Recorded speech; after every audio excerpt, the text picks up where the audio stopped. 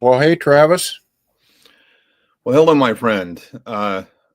You are in Los Angeles, I what's left am. of it, and I think it's just imperative that we talk about what's going on in your hometown.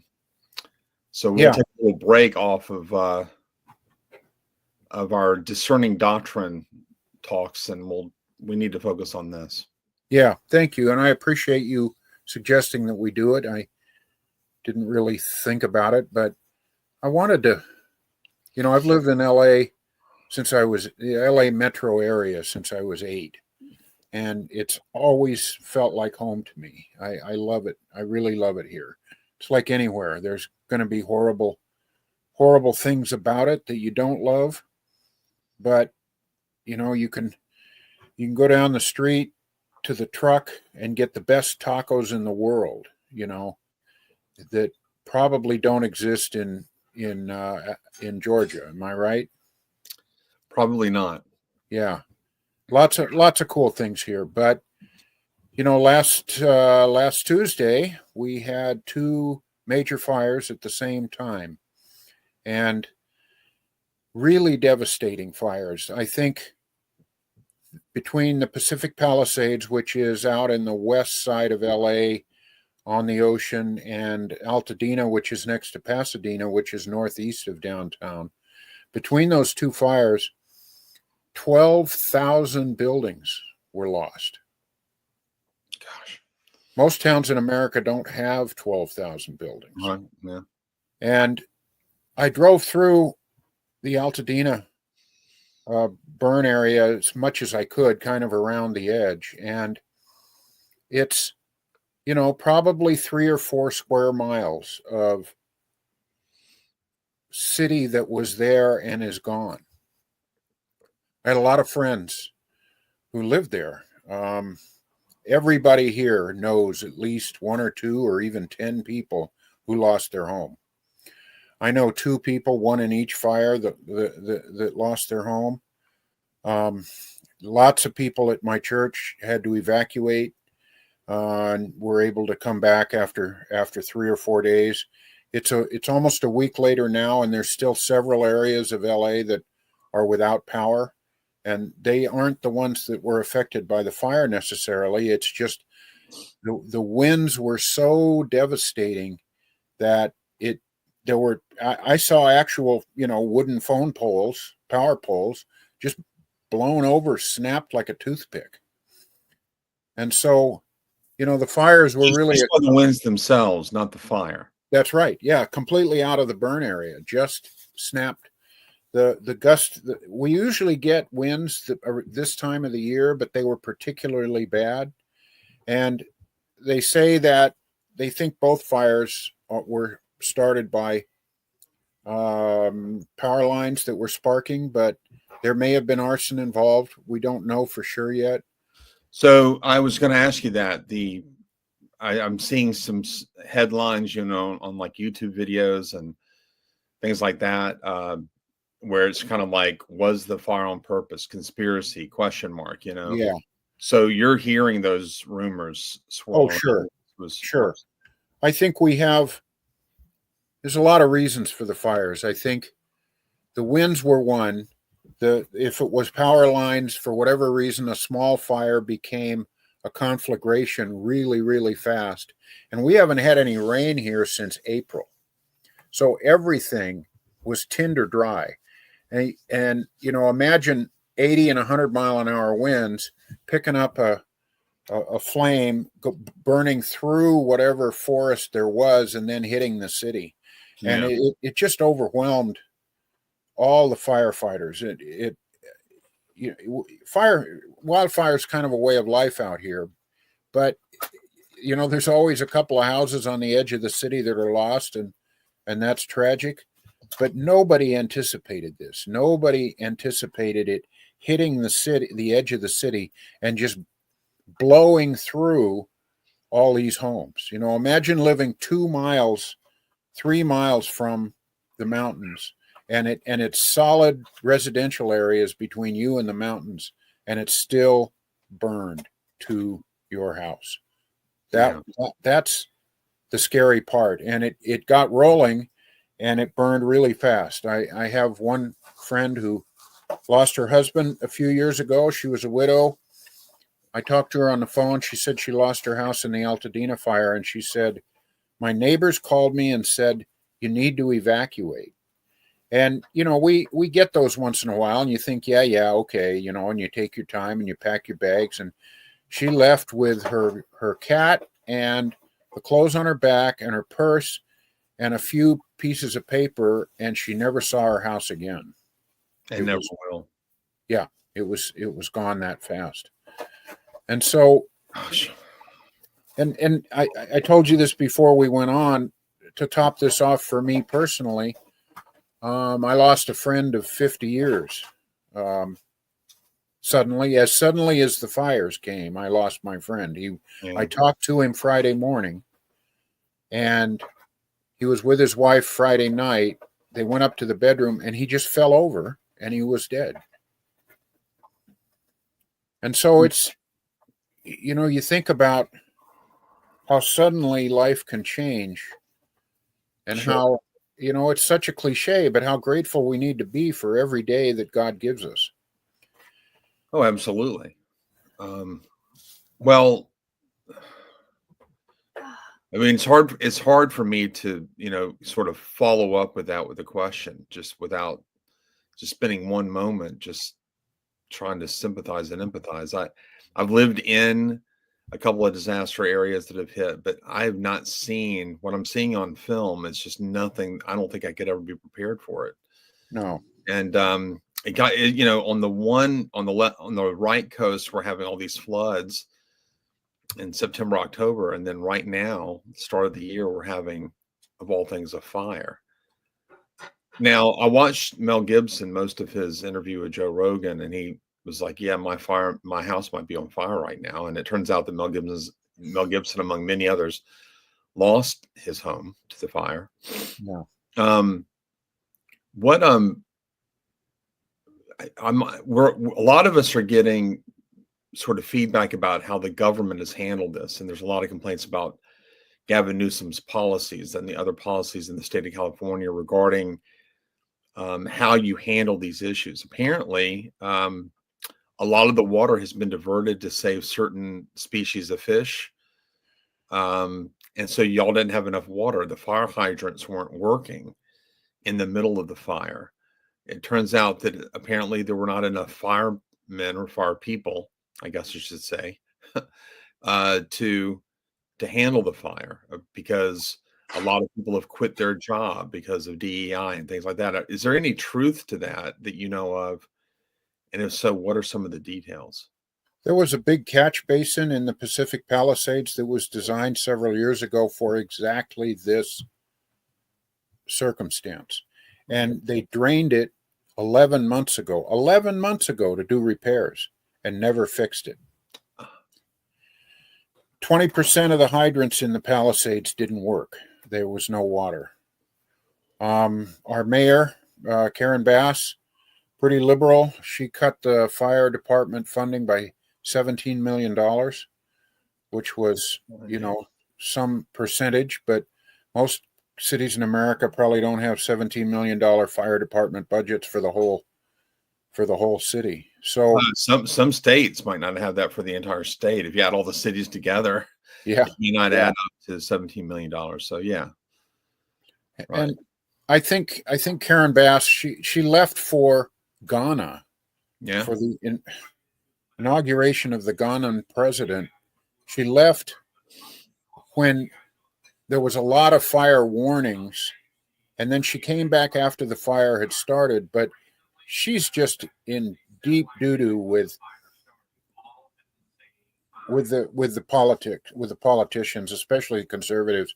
You know, there's already a petition with 100,000 names on it to recall her. And I think, you know, Gavin Newsom wants to run for president, but he's got so much baggage. I just can't imagine him surviving, either one of them surviving this. I mean, they may not get recalled, but, you know, California, we did recall a governor. Not Arnold Schwarzenegger. That's how he got elected. That's right. So it's been done before. We can do it. So So I think I got the chronology right. She leaves on around Tuesday before the fire actually broke, but when there were heavy warnings that a fire is going to happen, or had the fire actually started and they No, weren't containing it? okay. And then she comes back. I believe it was Thursday. Is that right? I think she came back Tuesday night or Wednesday. But So the after damage the was fire done. started, so she what flies halfway to Ghana, doesn't quite make it, I guess. And I don't know. I don't know those circumstances. well, yeah, I mean, if you're hearing that a potential tragedy is going to hit your city, that's not the time. That's the time to call Ghana and say, "Hey, look, Sorry. sorry, I can't make it to your ceremony. We're going to Yeah. have an emergency, a potential emergency here." And because if it's nothing, then it's nothing, and you can. I think um, the government of Ghana will forgive your absence. I think so. And But if it's something and you're gone, that's the first. That's how Ted Cruz almost lost his seat, partly because in the middle of COVID, his family went down to Mexico, and yeah, I remember. he what for whatever the reason, the optics just don't look good. And I saw the one interviewer that went up to your mayor, and she refused to answer the question. She just Yeah. literally stood there and refused to answer. She was dumbfounded. She didn't know what to say. And then she said, she's a person who all her life has never experienced genuine criticism. She's never had her ass chewed out. I've had my ass chewed out. It's never fun. I've had it, verbally beat from one end of the room to another by other people. And I've deserved it on at least some occasions. So you don't ever want to encounter that ever again. Yeah. So yeah, I don't understand this woman. And she, in the other press conference I saw, she was like, consult the URL, and she didn't know what website. Apparently, like, what URL exactly do you want us to consult to get the information we need? So it was a total mess on her part. And then Gavin Newsom was confronted by a pedestrian who just ran up to him and sort of pillaring him with questions, and he couldn't answer him either. So the Democrats are in big trouble in the next couple of months. I think a lot of people are going to react with their feet on this one. A lot of people that have been contemplating moving, their homes are burned down now. So they may just go ahead and use this as the occasion to go ahead and get out of the state. Sure. So the state of California is already trickling citizens out of the state, moving somewhere else. I think that's about to turn into a flood. Well, I want to push against that because okay, so this is the next thing I wanted to say anyway. I want to put this in perspective from two different directions. Okay. The first is to give you sort of an idea of the devastation. I think that together the two major fires, and there were a couple of others, but they were not significant. They were just garden variety LA wildfires. Okay, so the Altadena fire and the Palisades fire together, I don't know this, but I'm guessing, are probably worse devastation than any earthquake we've ever had together. Yeah. And I would guess that together they're probably the destructive effect of a nuclear bomb. Well, LA looks like those old World War II videos. And again, I'm not the first to take notice of that, but it looks like an old World War II video after the war. But here, I want to give you a perspective from the other direction. And this is, I remember I was in Corpus Christi, Texas, a long time ago when the Loma Prieta earthquake hit San Francisco area. I was watching the World Series. I think it was the Giants and the A's were playing in San Francisco. And that earthquake hit, I think it was 89, something like that. And of course, they interrupted the game. And I sat there in Texas watching the news in an area that I know almost as well as Los Angeles, because I was raised in San Jose, and I had all kinds of relatives up there. I was there all the time. And they made it look like the entire Bay Area was flat. Yeah. And I knew that it wasn't. They just kept repeating the same photos over and over again. And of course, when the dust cleared, you realized there was an epicenter to the quake, and there was severe damage near the epicenter. But a few miles out, life was fairly normal. And so I want to give a perspective on this fire. Sure. In the same way. Before the show, I looked up what is the square miles of the Los Angeles metropolitan area. And if people haven't been here, they're going to be shocked at this number. The LA metro area, which is about 70 miles wide and about 60 miles tall, is 4,850 square miles. Goodness. It's huge. Yeah. Now, together, these two fires, it burned a lot of mountains. So I'm not going to talk about that because nobody's living up there. I think the area in the Palisades and Altadena of actual residential area that was burned to the ground, but is probably less than 10 square miles. Okay. So 10 out of 4,850. Right. Tragic, horrible. So far, 26 people have lost their lives. But okay, the rest of the city is fine. We're doing okay. Okay. And I was about 10 miles from the fire the next day on Wednesday. I was working outside, and it was really ironic, Travis. It was really kind of tragic and funny and horrible at the same time. But it was a clear, beautiful California winter day. It was 70 degrees, perfect weather. And off in the distance, I could see this gigantic, flow, not just a plume, but flow of smoke coming off the Altadena fire. And, there I am working, praising the Lord that I have work and that it didn't affect me, and working, pretty much like I always do. Yet I knew that a lot of people I know and love were losing their homes. And it was just,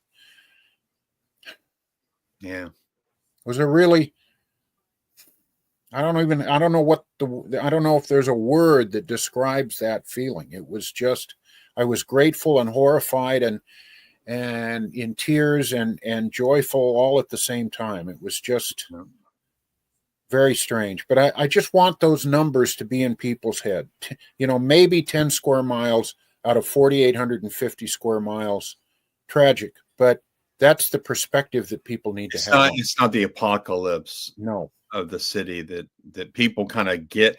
The news does distort our vision. Oh man, it's horrible. I have a friend that lived in Jerusalem, and and I, anytime something happened, I would call him or email him, or this was in the 90s, so we didn't have texting all that much, but I would email and say, "Hey, are you okay?" And he'd say, "Look, man, I'm fine." Yeah. What you're talking about, it happened, it's bad, it's tragic, people lost their lives, but like, I'm in the part of the city where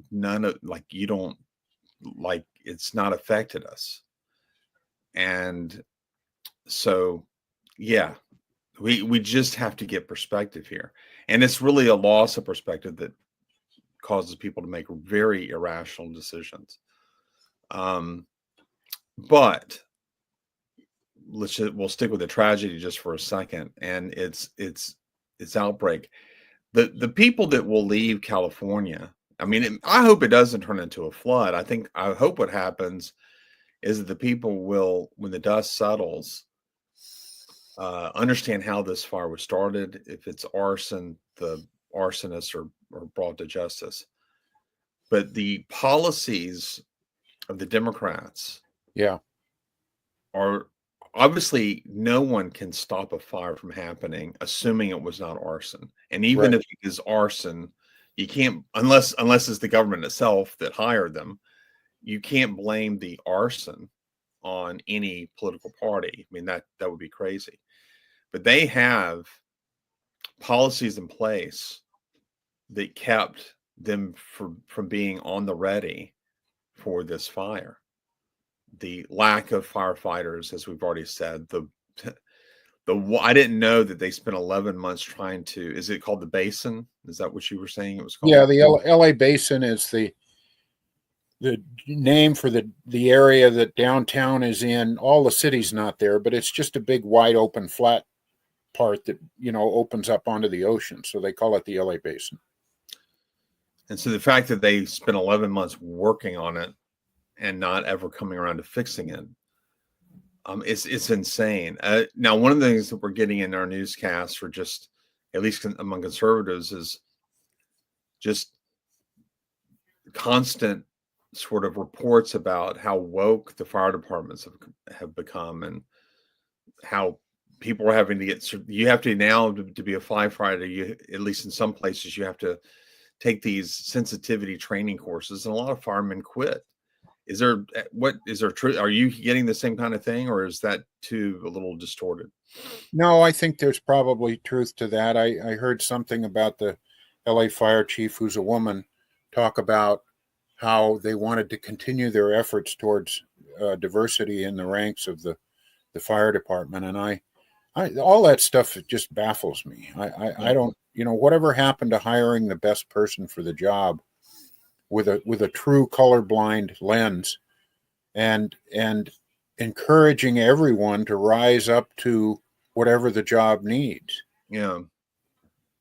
It's I don't get it. I'm getting to more and more. I'm in that stage of life where nothing is surprising me, and at the same time, everything is surprising me, and it's a very weird, contradictory sort of state to be in. I don't know. I don't know which lane to get in. Should I be surprised about this? Well, of course you shouldn't be surprised about this. Didn't you see this coming? But no, nobody ever would think it was that extreme. And so I just had this conversation with myself. Yeah, I'm so I ache for you and the citizens of LA and the things y'all had to go through. Yeah, this is going to have locally. This will have the same lasting effect that COVID had. You know, we'll look back on COVID in 20 years and remember the pandemic, and you know, it's like the Great Depression a couple of generations ago. You know, people never forgot that. Well, this here in LA will have the same effect. Yeah, the 21st century, I think, will look on these years kind of like you just said, the way we look back at World War I, World War II, and the Depression in between, and yeah, that one little brief moment in the Roaring '20s, then all went to hell. I mean, we're kind of reliving that in some way. And I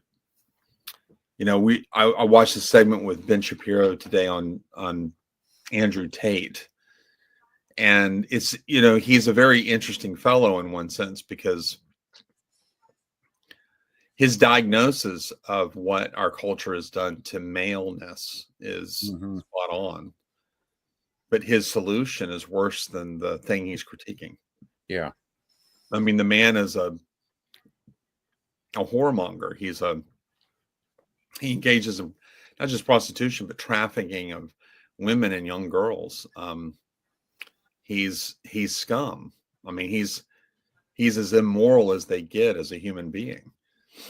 And that's always the problem, right? We have an overreaction to a problem, and we create a bigger problem. Yeah. And so we have environmental issues that we all need to engage in a conversation about. But when you're diverting water away from the city to use as a resource in case of a fire to save a fish, Trump was talking about this in his interview with Joe Rogan. And last summer, Joe Rogan in an interview said, look, he's been talking to firemen, and they say all it takes is just a match and a strong wind, and the whole thing is going up because we don't have the resources to stop the fire. So they were talking about not just the danger of a fire, and California suffers from that, but the fact that the policies will not prevent it from happening. And one of the most important things the Californians have to wrap their minds around is controlled burning. and how good it is for everything. Yeah. And y'all, I mean, the government in California will not engage in that practice. And so you have the mountains and all that burning up. Well, if you burn them about every 5 or 6 years, take, so many acres per year to engage in controlled burning, you would have a forestry department that would be busy 24/7 because, it's a lot of space to cover. California is a huge state. Yep. And yet with the fire breaks that you create with that sort of thing and all of that, yeah, you're going to have your fires and you're going to have homes burned down, but you're going to reduce the problem by probably 90%. Yeah. Just that, and that 10% is still going to be tragic. It's going to be horrible, but at least, good gosh, you're not having an entire state. Every time I turn on the news every summer, every now and then, it's like the state is going up in flames. And I know that's an exaggeration. We just said that the news cameras distort our view of things, but that doesn't change the fact that I was in LA last time, I think it was with RTB, and they had a fire. I think this is 2018. Yeah. And I saw the smoke sort of rolling over Covina, and they did contain it, but you're like, for a few days, we were all kind of like, well, what's going to happen here? Yeah. Just another thing, another day in the life of Los Angeles. We are a really resilient city. We'll be fine. We'll get through this, but it's horrible, horrible, horrible, and tragic. But, I want to riff on something you said a minute ago about overreaction. I think here's a saying for you. The proper reaction to an overreaction is never an overreaction in the other direction. That's right. And yet, without the wisdom of Christ, that's the human way of doing things. Is absolutely, we go all the way over to one way, and it doesn't work. And instead of saying, well, let's find a functional middle road, let's think this through, we just swing all the way over the other way. Yeah. And some of that stuff is generational. You look at how politics move through areas, and they go all the way liberal and then all the way conservative and back and forth. And that's just human nature. It's really tragic. But I think, with God, with Jesus in our lives, we have this opportunity to think this stuff through in a different way and not overreact constantly to whatever's going on. And it also reminds us that, and I don't want to be flippant about this. I don't know what I would do if everything that I have were just burned up or flooded, but it is a constant reminder that our home is not here. No. Our home, our citizenship is in heaven, and that's saved. Christ is making a mansion for each of us. The Greek actually says dwelling places, but we like mansion, right?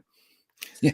But we have a dwelling place with Christ in eternity, and that's our real home. Our home is not here. And let's thank God it's not. This is such a scary, unsafe place in so many respects. And just look at this planet. We're just hurling through space, going around a sun, kind of like a neutron goes around an atom. Yeah. A nucleus of an atom. So it's mind-boggling. Yeah. These fires really put stuff in perspective for me. It was like, what am I doing? Why am I doing it? What's the point of what I'm doing? Am I serving Christ every day, every moment? That's the only thing that will survive my death, which, someday is going to happen. At least that's what they tell me. Yeah. And it's just made me really aware of, am I following the Lord, or am I just following, the stuff that I want to do and pretending like I'm a Christian? And I just really want to absorb that and think about that. Well, my prayers are with you, my friend. And Thank you, Travis. I just, I'll be praying for LA and their recovery. It's going to be a long road. It's going to be a wonder if they're going to be able to get things together for the Olympics. I know it's 4 years away, but that's going to happen quick. Yeah. Actually, Yeah, it's that's not true. 4 years away, is it? It's in 26. No, it's in 28. It's 3 years. Okay, sorry, that's 3 years away. All right. Yeah. So you got some time. So you got 3 years, 3.5 years, but still, I mean, that's a lot of work to do in 3 years. We'll be back. All right, well, love you, brother. Love you, Travis. Thank you, man. Good to see you. Bye-bye. Bye.